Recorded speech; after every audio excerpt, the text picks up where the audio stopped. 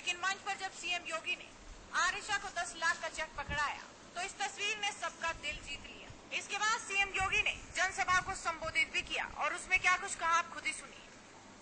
भाइयों बहनों, हम सब जानते हैं पिछली सरकारें किस प्रकार का कार्य करती थी।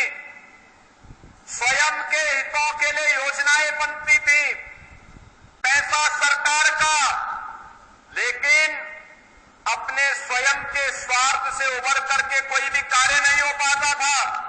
और यही कारण था कि राजकीय मुतुर्जा इंटर कॉलेज को एक पार्टी विशेष का कार्यालय बना दिया गया और अपने निजी स्कूल में उसे बदलने का कार्य किया गया। इसी प्रकार से यहां के 200 वर्ष पुराने शैक्षिक संस्थान मदरसा आलिया को भी एक निजी विद्यालय में बदलने का कार्य हुआ था।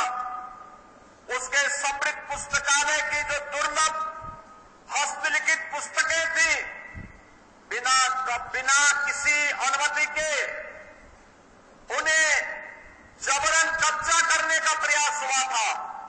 लेकिन भाइयों बहनों, सरकार ने वापस मदरसा आलिया पे हस्त लिखित जो पांडुलिपियां थी उन्हें देकर के उसको संरक्षित करने का कार्य भी किया और कहा कि दुर्लभ पांडुलिपियों के साथ खिलवाड़ करने की छूट किसी को नहीं दी जा सकती है। इसी प्रकार से सिटी मांटेसरी स्कूल कभी गेस्ट हाउस हुआ करता था और कहा जाता है कि राष्ट्रपिता महात्मा गांधी ने भी असहयोग आंदोलन के दौरान यहां पर रुक करके देश की आजादी को एक नई दिशा देने का कार्य किया था। लेकिन ऐतिहासिक महत्व के इस संस्थान को भी हड़पने का कार्य हुआ था।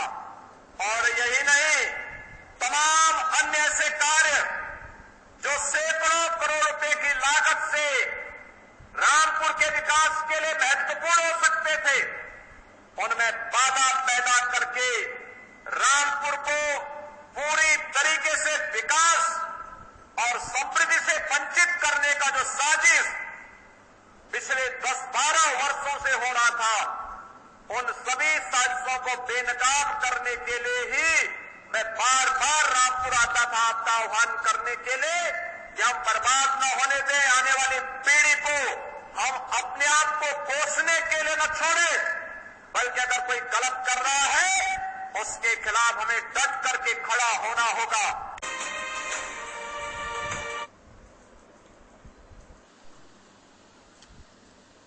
लेकिन मंच पर जब सीएम योगी